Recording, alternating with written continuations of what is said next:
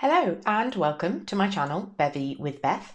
I'm Beth, and here on this channel I talk all about polycystic ovarian syndrome, the symptoms, how to cope with them, and how my personal journey with PCOS is going.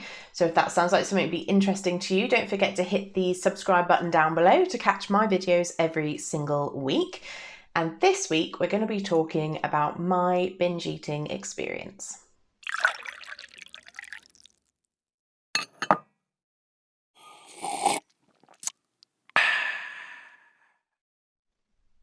I have a video on this channel talking about binge eating and its links with polycystic ovarian syndrome, particularly the insulin resistance side of that. I did that a few months ago, so I will link it up here for you. If you want to check that out first, it just goes into the kind of biology behind why not being able to access the sugar in our bloodstream correctly because of insulin resistance, how that actually creates this kind of binge eating behavior because of the natural biological urges of our body desperately trying to get more energy. It goes into a bit more detail, so feel free to check that one out first or after this video, because this one is going to be a little bit more about my experience as an individual rather than the general idea of how binge eating and insulin resistance interact. I spoke at the end of that video saying that I felt that I myself have been struggling with kind of binge eating disordered behavior. We are going to be talking about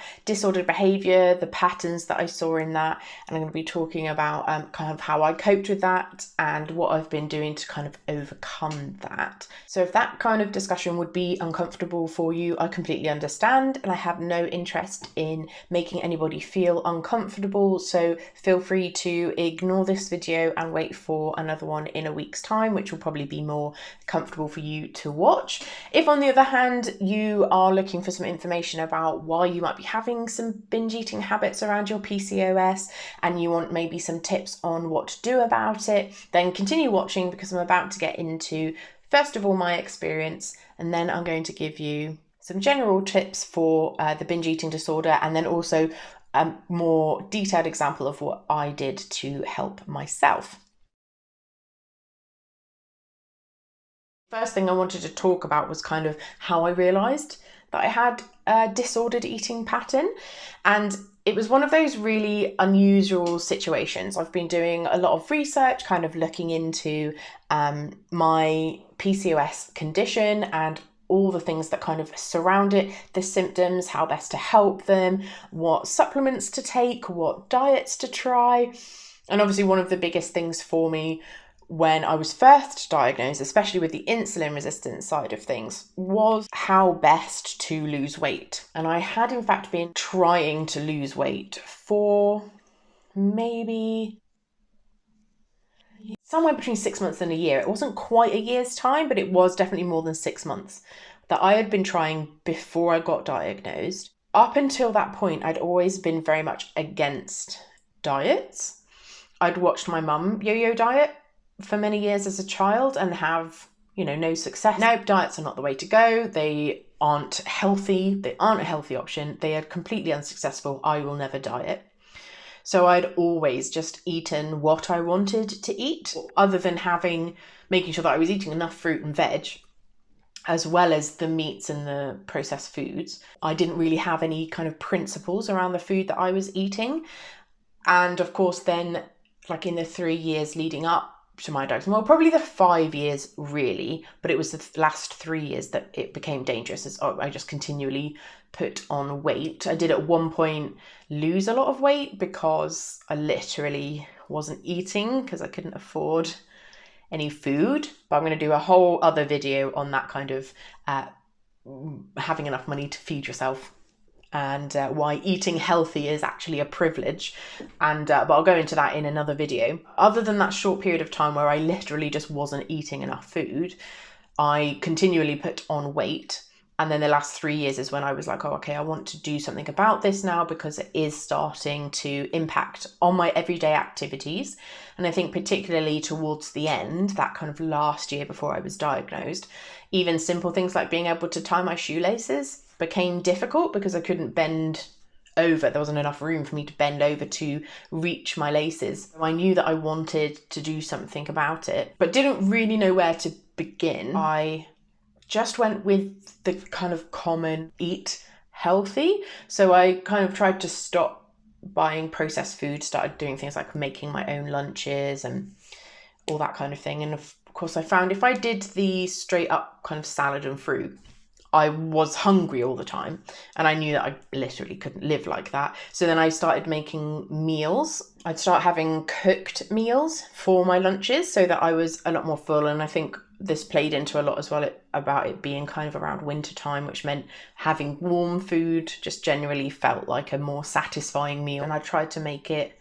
as healthy as I could, although at that time I didn't really know what healthy was. So I became very frustrated with not eating the things that I wanted to eat. So this was, all of the junk food, the processed food.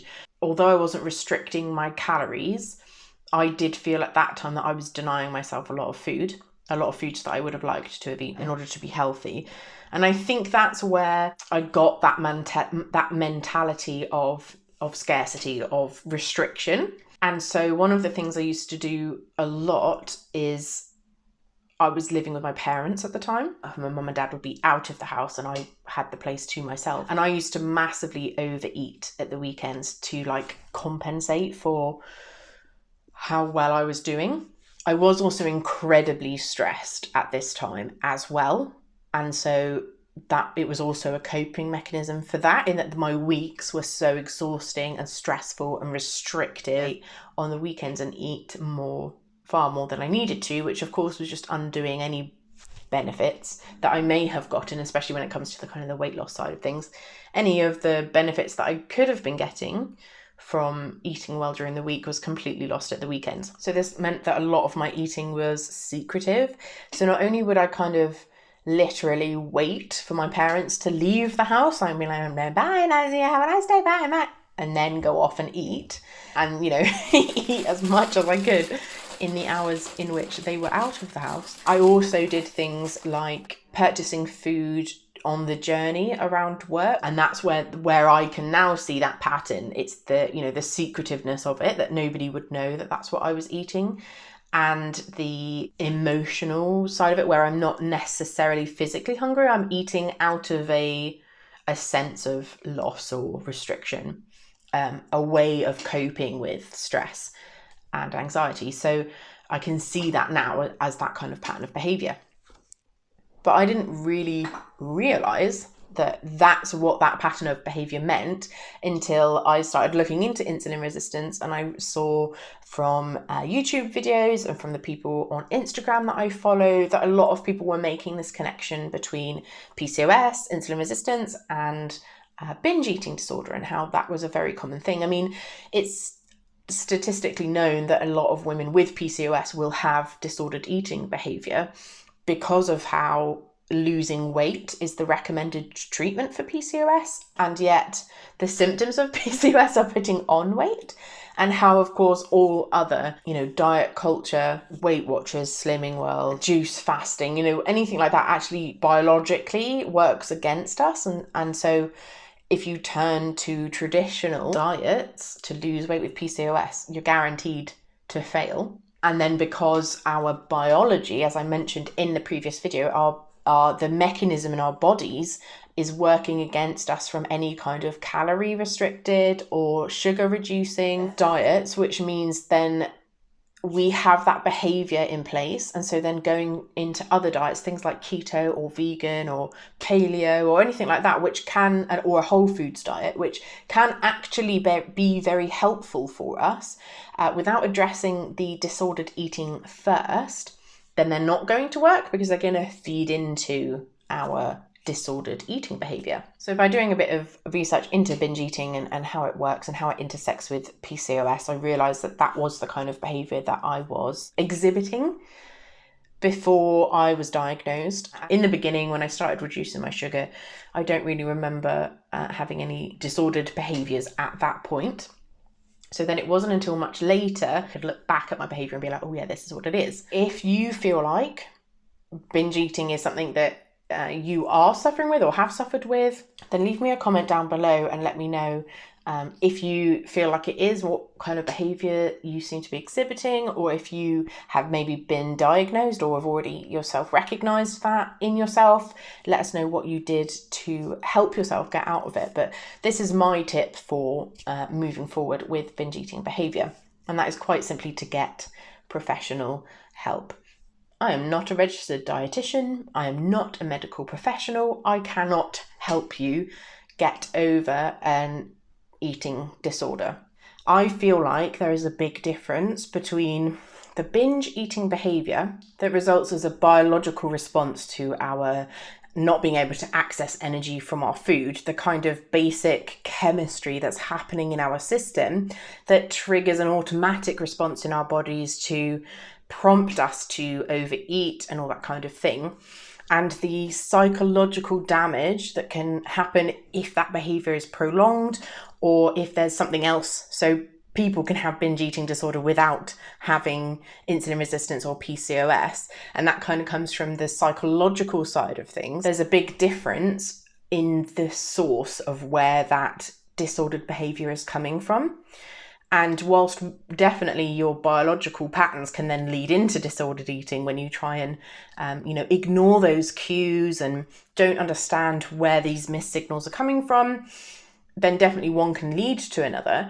But I definitely don't think I could have, well, like I just said, you need professional help. I don't think if I'd have actually had a disordered eating behavior psychological problem, I couldn't have gotten over that simply by changing my diet. So I personally found that by reducing my sugars, by understanding the chemistry in my own body, and then ultimately by going onto the ketogenic diet, the chemistry that was prompting that disordered behavior disappeared. And so without really much effort, that disordered behavior stopped. But I'm not putting that forward as a recommendation for how you should deal with your disorder. I find when I'm in ketosis, I don't struggle with constantly needing food, with having binge sessions. If I remain fat adapted, my body has the energy that it needs and it doesn't give me constant prompts for food. So that has been my experience with binge eating and PCOS.